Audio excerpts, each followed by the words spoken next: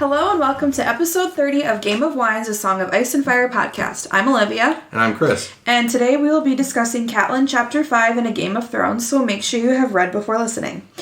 And before we get started, I want to introduce our two very special guests that we have today. Gabby is out of town for the next couple weeks, so we asked Emily and Christian to join us. Emily is my younger sister and Christian is her boyfriend, so thank you for joining us today. Hello, thanks for having us. Hey guys. So we like to ask our guests a couple questions before we get into the chapter. So first one, just tell us a little bit about yourself. So I'm Emily. As we said, I'm Olivia's sister, younger sister, and I'm a physical therapist, and I'm excited to be here. Yeah. I'm Christian. I am currently in school. I'm finishing up my degree. All right, and then, what is your favorite character? If it's someone we haven't met yet, that's okay, but go ahead. I'd like to say Jon Snow, just because he goes through a lot of judgment. He's an outcast, and he kind of rises above it, and I think it's kind of easy to relate to him. For sure, for sure. I would have to say Ghost, because I love dogs. Hell yeah. And that is a beautiful, beautiful dog. That is Bella's favorite, too. Yes. And then what's your favorite house? I'm going to say the obvious and say House Stark. I just love the family. I love Ned. I love Catelyn. Just great, great family. They're just a great family. They're a great family. I'm going to have to agree with Emily, only because I love the dogs, and they have plenty of dogs. They have plenty of wolves and dogs, yes. Oh my gosh. In the news that we have today, it's not much of news, but more of kind of like a dream article that people are coming out with, because obviously, so the announcement of Dunk and Egg, which is the novellas from George R. R. Martin, Fansided did an article about their dream casting, what they think Dunk and Egg will be about. And I'm just we'll post the article for you guys to read it, but I just want to post the beginning part because it kind of goes along with what we've said about Dunk and Egg so far. So they say that it's a logical next step for the series, as it is supposed to be before Game of Thrones, and it follows a lot of the same storyline, but it's on the side. So one of the most important things is that the story is told through the eyes of a stalwart knight named Ser Duncan the Tall, and his squire Egg, who's actually a Targaryen prince. Isn't it Eggard? Eggard, yeah. And he's the Targaryen prince. So this is just one of the 3 novellas that's been written. But they say that it really does follow a logical next step for it, even though they talk a little bit about how, just like you talked about, a little bit concerned about how George R. R. Martin's taking on these other projects and not finishing the actual Winds of Winter book that we've been talking about. But I'm not going to go into their dream of what they want it to be, but it's pretty interesting. So I hope you guys go ahead and check out the article. I think it's interesting. I mean, you could dreamcast any of the, Game of Thrones. Yeah. What you want it to be. So this is just a kind of a fan's view of how they want it to go. Nice. And I think it'll be interesting to see what they come up with. Yeah. I'm more excited for... I'm excited to see it. I'm excited to see it. I'm more excited for House of the Dragon to start. Yeah. But it'll be interesting to take it from a different perspective as well. Yes, for sure. So, yeah, check out the article. Speaking of other projects that Martin has worked on, he has another one. So on his blog, he said that another one? Yeah, another one. Oh, not Game of Thrones. This is not about Game of Thrones.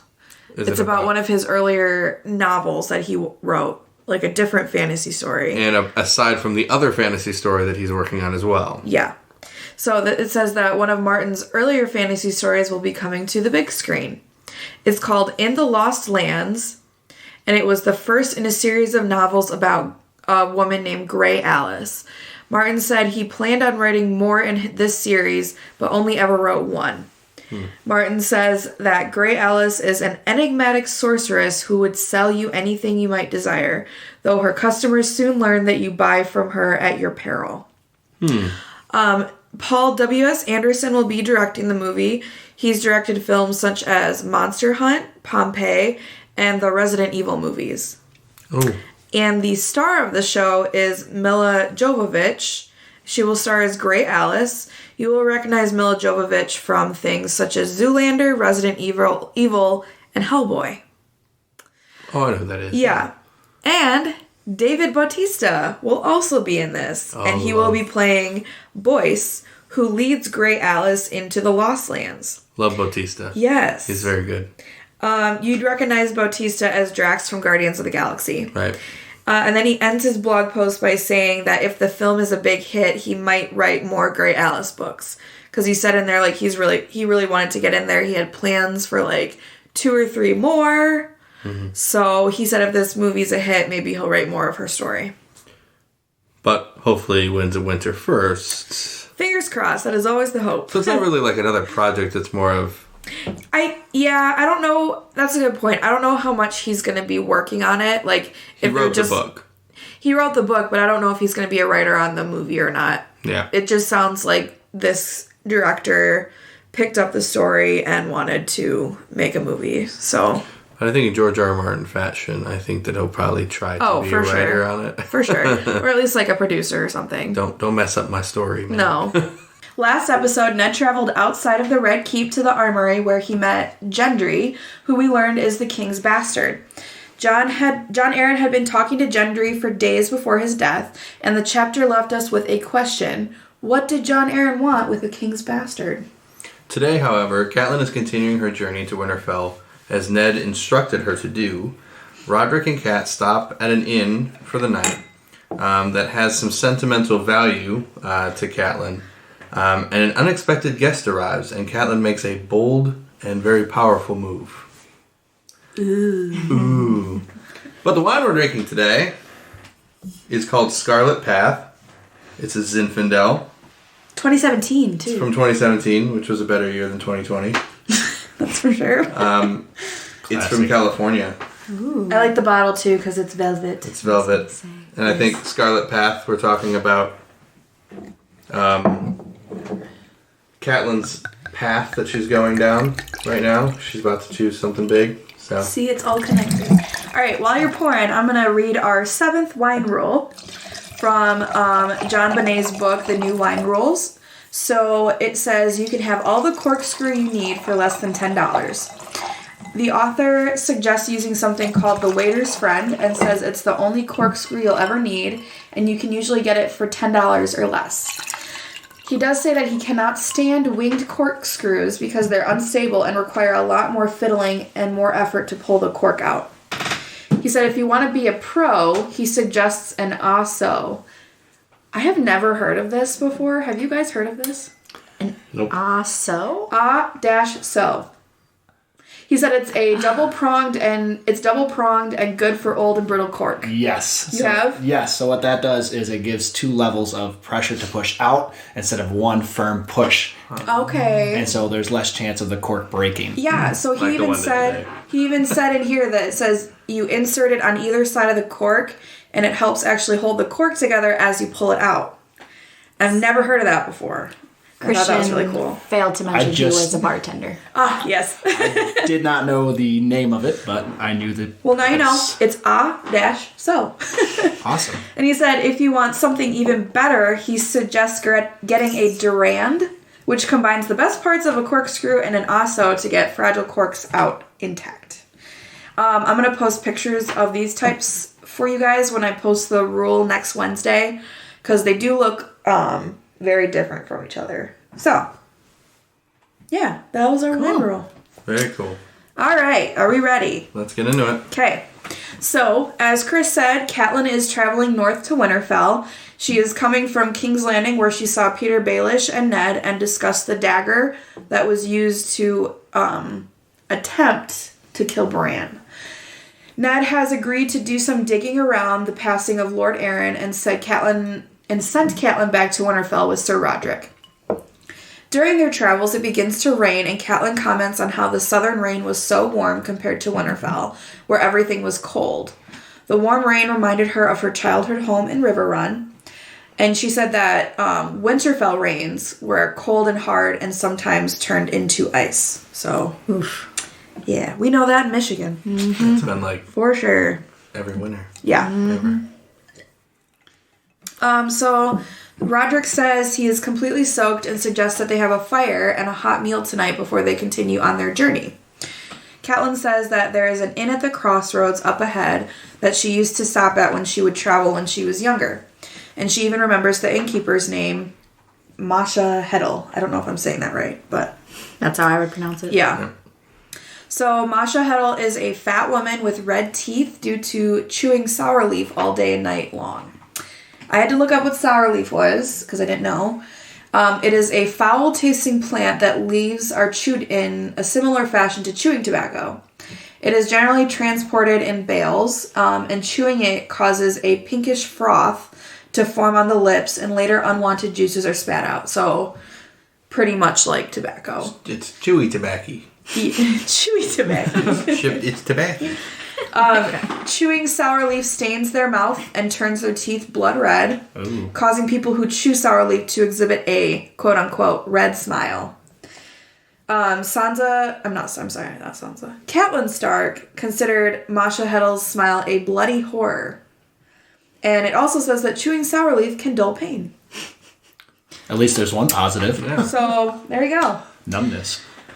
And she also said that Masha Heddle always had an endless supply of sweet cakes for the children, soaked in honey, making them rich and heavy on the tongue. We have talked about honey cakes in Catelyn before. We know that Catelyn has a sweet tooth. Yeah. So I'm assuming... So does Sansa. Yeah. Right? Yeah, but I'm assuming this is where Catelyn got it from because she... Went there as a kid all the time. Ah. There you go. Connection. Endless supply of sweets. Ser Rodrick is a bit uneasy about this suggestion and suggests that they seek out a small holdfast instead of the inn so that they can remain unknown as they travel. They all of a sudden heard a sound up on the road. They heard the clink of mail and a horse's whinny. They followed the sounds around the bend and saw a column of large armed men that were trying to cross a swollen stream. Catelyn reined up to let them pass. Ser Rodrick recognized the banner they carried, which was indigo with silver eagles. Oh, I'm sorry. I thought you said something. I'm sorry. I did not. I heard you laugh. No. So he states that these men are Malisters who happen to be bannermen for the Tullys, Catelyn's father. Roderick says that it was a good idea for Cat to put up her hood, but Catelyn did not move or put her hood up. Lord Mallister was leading this group, and she figured that this group was riding for King's Landing for the Hand's Tourney, which we have discussed in a couple episodes past. Yeah, it's coming up. It's coming up. Yeah. The group rode right past her and did not recognize her at all. It's a bold move of her, though. Yeah. I'm not even going to put my hood up. Yeah. Well, it seems more suspicious to have a hood up. Right. I agree with that, too. Yeah, it's a good point. That's a good point. With that. But why wouldn't she want them to recognize her? Well, she's hiding, remember? Yeah, people aren't supposed to know that she was in King's Landing. Yeah. That's fair. You know what I'm saying? Mm-hmm. This is also why. So she was trying to prove a point to Roderick and be like, look, no one's going to recognize us, even if my hood's down. Like, we'll be fine going to this inn. Just trust me. So she goes... So Roderick says, he didn't know you. And then Catelyn goes, he saw a pair of mud-sputtered travelers by the side of the road, wet and tired. It would never occur to him to suspect that one of them was the daughter of his liege lord. I think we shall be safe enough at the inn, Ser Rodrick. So it was kind of like look. Proving a point. Yeah, proving a point, exactly.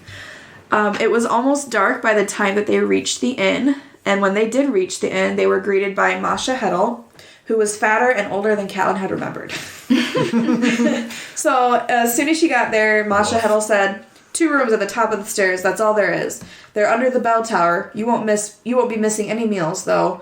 There's some thinks it too noisy. Can't be helped. We're full up, or near as makes no matter. It's those rooms or the road. So, straight to the point. Guess it's going to be those rooms. It's going to be those or nothing. She told them to leave their boots downstairs, and her helper oh my goodness, I can't say that. She told them to leave their boots downstairs and her helper will clean them because she doesn't want mud tracked up the stairs. And then she said those who came late for meals do not eat. And with that, Cat and Roderick went upstairs to their rooms for freshening up. So after they changed into dry clothes, Catelyn thinks that they could go west to River Run, where she could get advice from her father, who had not been well lately.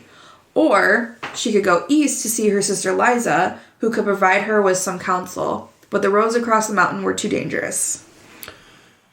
So from there, she starts saying there's shadow cats prowling, rock slides, mountain clans, which she describes as lawless brigands, which are essentially pirates. Mm-hmm. And just to get into what shadow cats are, if you just think of a tiger, they're like large white tigers. Their claws are so sharp, and they can disembowel a man with one paw. Jeez. So they're not very kind. They're very silent. I wouldn't say they're kind. No. They're not the nice kitties. They're silent and agile hunters. But actually, shadow cats tend not to attack living men unless they're starved.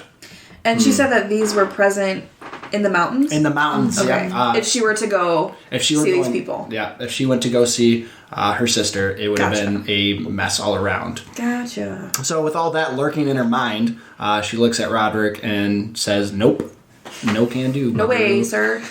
One elderly knight armored in loyalty is not enough. Yeah, not worth it. She decides to stay in the inn.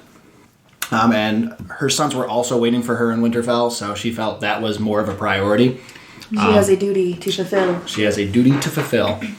But she still thinks about it, and she could see the land clear enough in her memory, so she could get there. She also starts listing out people she knew who were the bannermen of the Tullys.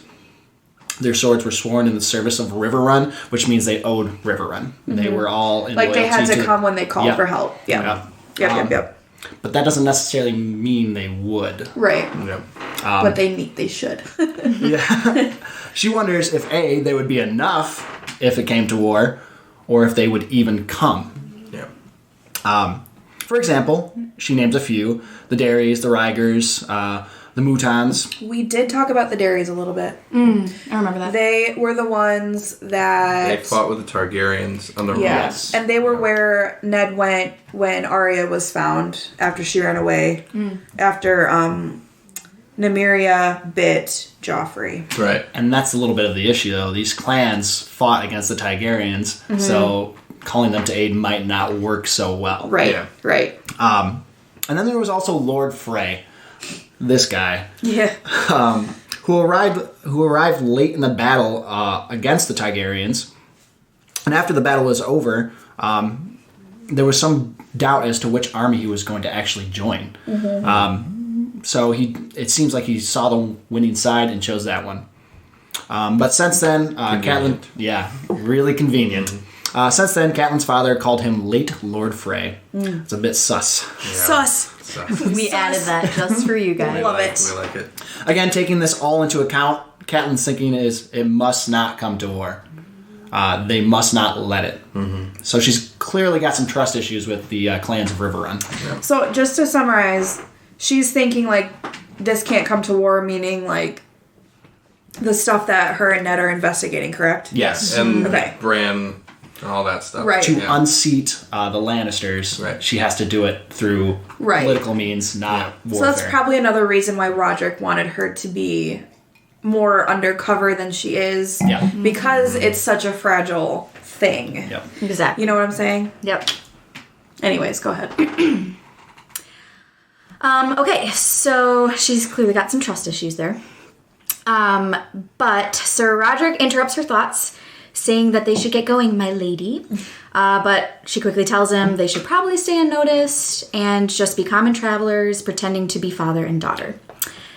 So they go to the inn to eat. It was really busy with a lot of hard-bitten sellswords, which are just mercenaries. They're independent. They sell their services with a sword. But the company included more swords than Catelyn would have liked. She was a little uneasy. She does recognize some sigils of the House Frey and Brackens, but she saw that they were much too young to have known her. She noted that the oldest was probably no older than Bran, which is actually pretty young, Because right? Bran right now, he's like 7 or 8. He's 8. He just turned 8, right? Mm-hmm. Yeah. And these are all people in the inn Yeah. drinking. Right. Yep. With swords and With armor and all swords. that, yeah. Right. These are children. Yep. Oh, my Lanta. Okay, so then Ser Rodrick finds them an empty table across from an annoying kid. I love this. He's a singer, and he just basically keeps asking them questions. Catelyn answers the safest one, just saying they left King's Landing a fortnight ago. Turns out that's where the singer is headed. She notes he was more interested in telling his own story than in hearing theirs. I have a feeling, wouldn't they think that that's a little suspicious because everyone's traveling to King's Landing for the tourney, but Yeah. they just left. That's a good point. That's true. She just left there, and she's going the opposite way, so people are like, What? you should be going that way, not that way. You know what I'm saying? Yeah. Well, A bit. luckily he's more interested in his own thing than. Yeah, but that's I true. agree. I think he's more interested in her as herself, Yes. not as Yeah, a yeah. political figure. But I'm just saying, like, that was kind of stupid of Catelyn to answer that. Like, It's a good point. Yeah. you know what I'm saying? Yeah. Everyone's Like, on their way I don't there. know. Just giving her away. Just a yourself side away. thought. Yeah. Fair enough. Yeah. Okay, so then this singer identifies himself as Marillion. He goes, doubtless you've heard me play somewhere. Because everyone needs to know who he is. It made Catelyn smile. She says it's rare to see wandering singers in Winterfell, but she knew his like from her girlhood in Riverrun, so it probably reminded her of her childhood. She says no, she's never heard of him, and he says, that's your loss. Which I love his confidence. I love this whole interaction because he is absolutely hitting on her. Yes. Yeah, and it gets even more obvious, too. And isn't he like a kid? Yeah. 18 she's- years old. Yeah. She's the Lady of Winterfell. And he What are doesn't you- even realize it. Oh Yeah, my he's putting it out God. there. Doesn't even know who he's hitting on. You gotta shoot your shot. Yep. So it's just funny because this whole encounter between him and Ser Rodrick made me laugh because Ser Rodrick's completely opposite of him. Love it, yeah. But there's a funny encounter between Ser Rodrick and this young, overly confident singer. Ser Rodrick keeps basically shutting him down, and then this kid keeps firing back. So he goes, who was the finest singer you've ever heard? And Roderick, without fail, answers immediately, Alia of Bravos. And Marillion goes, oh, I'm much better than that old stick. If you have the silver for a song, I'll gladly show you. And then Roderick goes, I might have a copper or two, but I'd sooner toss it down a well than pay for your howling. Burn. So there's some underlying like traditional values in Roderick. Yeah. Like he thinks young healthy boys should have swords in their Yeah. hands rather than harps, but he's just shooting them down. Oh my God. But Marillion is unfazed. He turns to Catelyn and goes, your grandfather has a sour nature. Which is funny because he's supposed to be her father, not her Right. grandfather. Yeah. So That's funny. Just hilarious. So then, Catelyn's smiling throughout this. This whole encounter just reminds her of her youth. She's having fun with it, so she keeps engaging him in conversation. Marillion says he wanted to sing for her in homage to your beauty. In truth, I was made to sing for kings and high lords. So he's kind of bragging on himself, Okay. but little does he know he's actually talking to a lady. Exactly. So Catelyn just goes along with it. She goes, I can see that. Lord Tully is fond of song, I hear. No doubt you've been to Riverrun. Marillion says he's been there hundreds of times, and that Of course they he keep, has. Right, of course. Of course. And that they keep a chamber for him, and the young lord is like a brother. Oh, is she? Sure. Okay. So she's like, yeah, okay, whatever, probably not. And then Catelyn asks if he's ever traveled north and been to Winterfell. Marillion replies with, it's all blizzards and bearskins up north.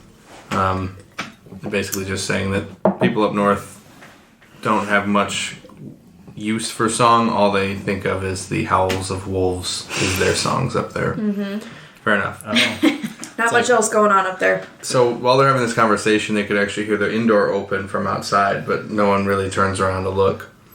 And they heard a servant say that Ser Lannister needs a bed and a hot bath. So immediately, Dun, dun, dun. ears perk up. Which one? Which Lannister? So immediately, Catelyn and Ser Rodrick look at each other. Oh gods! As Catelyn grabbed Ser Rodrick's arm really tightly. The innkeeper made her ugly smile as she apologized and said, I'm sorry, Lord Lannister, we're full for tonight. And so 4 men actually entered with whoever this Lannister is. A Night's Watchman, 2 servants, and a small and sure as life man. Who do we think it is? And Tyrion says, it's fine. My men and I will sleep in the stables then, as long as there isn't an abundance of fleas. Then the innkeeper was actually pretty upset that she couldn't get him a room, so she apologized profusely. And then Tyrion kind of does this really... He just pulls out a coin from his purse, flips it over his hand, does a little trick with it, and he starts walking, and he's like, there's no rooms, huh? And is like kind of playing with the coin, and then a free rider volunteered, and he goes, you can have my room, that's fine. So if you guys haven't caught on, Tyrion was the Lannister that came into the inn. Yeah. What? Yeah. No way. Yeah. So he goes, smart man, and he flips him the coin, and the free rider quickly grabs the coin, and he goes, and agile too. So Tyrion then goes, will you be able to manage food? And the innkeeper said, of course, any and all things. Okay. So Catelyn thought that he could choke on the food. That's what she was thinking. Like, yeah, get him food and he can choke on it. And then her mind kind of wanders from there and she thinks about Bran choking in his own blood. Oof. So she's starting to get angry. That's dark. So Tyrion found a table and ordered the same as everyone else was eating. And Catelyn was relieved that it was pretty far away from them. And that he hadn't looked at them at all because there were so many people there. And so Marillion kept up... this is just kind of funny. Marillion immediately spotted Tyrion and jumped up and ran over to him and was like, can't you play me... I can play you a song, Lannister. And Tyrion kind of goes along with this for a little bit. And he's like, oh, well, what song? And he goes, oh, I could play you the song of your father beating so-and-so. And he's like, I'd rather... That's okay. Yeah. He's like, that would be horrible. So as Tyrion's kind of looking around the room, he suddenly meets eyes with Catelyn. Uh-oh. Womp womp. So she looked away, but it was just too late. So maybe Ser Rodrick was right? Yeah. A little bit? Maybe. Just a little bit. Maybe we little should bit. listen to him. Yeah.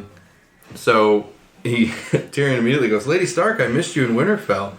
She knows she's caught. Done. Yeah, got. But what are the Catelyn. chances of, like, Lannister, yeah. Yeah. Tyrion being there? Right. Yeah. So the singer who was hitting on Catelyn gasped, and the room went silent as Catelyn heard Roderick curse. He's like, damn it. And I think the singer was kind of appalled because he was hitting on Lady Winterfell. And the innkeeper was also, she was like, Lady Catelyn. So Catelyn slowly stood up and her heart began to beat out of her chest. Catelyn searched the room for help between all the sworn swords and bannermen. And then she looks at the innkeeper and she goes, I was Catelyn Tully the last time I was here. And then she immediately points to this old man that was sitting in the corner wearing the sigil of Harrenhal. And she asked him if he has fealty, to which he stood and agreed that he has fealty to her father. She then called upon the Freys that we talked about earlier that was sitting there and asked for their fealty. Didn't you guys still have fealty or still bannermen to the Tullys? And they said yes. So Tyrion was very confused. And he's like, this is not really necessary. Like, I get it. Like, wow, you guys have a lot of friends. Why are you doing this? And then Catelyn calls upon the Riverrun bannerman and says, do you have fealty to my father as well? So she's kind of calling out all these people all around the room, around Tyrion. And it's kind of making Tyrion a little uncomfortable. I love the disconnect here because Tyrion's literally just there to have a drink. Right. And, Yeah. and It's like, what are you... Catelyn Stark is like On a mission. on a mission. So there's two completely polarized things happening here. So it's... That's a very good catch. I Yeah. like that a lot. So after she calls upon the phrase, and I'm going to read this directly from the book because this is perfect what she says. She goes, this man came as a guest into my house and there conspired to murder my son, a boy of 7. She proclaimed to the room at large, pointing. Ser Rodrick moved to her side, his sword in his hand. In the name of King Robert and the good lords you serve, I call upon you to seize him and help me return him to Winterfell to await the king's justice. She did not know What was more satisfying? The sound of a dozen swords drawn as one, or the look on Tyrion Lannister's face? Who could say better than George R. R. Martin to finish that?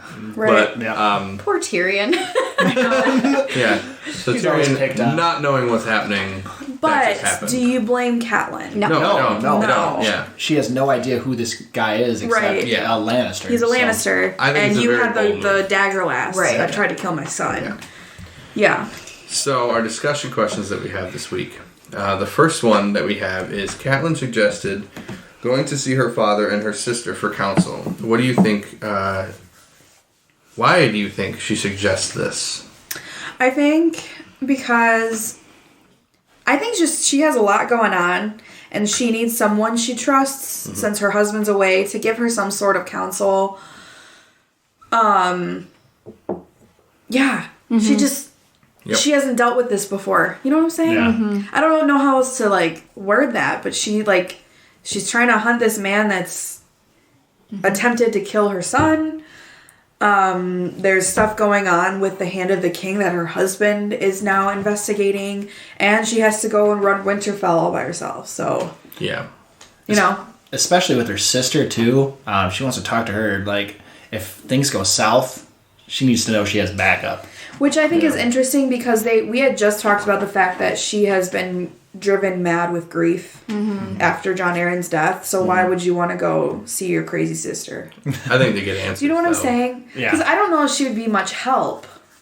Well, I In agree the with state. Chris. I think it's to get answers. Yeah. To I see mean, for Ned's herself. doing the same That's thing true. there. That's He's true. trying to find Yeah. answers to Lord Arryn's You're right. death. You're right. But I think that she's doing, looking out for counsel because the only person she had to talk to before was Ned. She can't really talk to Rob Yeah.